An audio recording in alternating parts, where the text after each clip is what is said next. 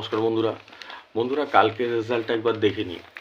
কালকের রেজাল্টটা 60-এর সাথে 98 দিয়েছি, 60-এর সাথে 97 লেগেছে। 93 7 দিয়েছি, 93 9 লেগেছে। 25 35 দিয়েছি, 25 34 লেগেছে।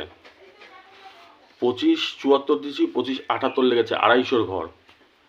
93 7 দিয়েছি, 93 0 লেগেছে। 75 89 দিয়েছি, 75 88 লেগেছে।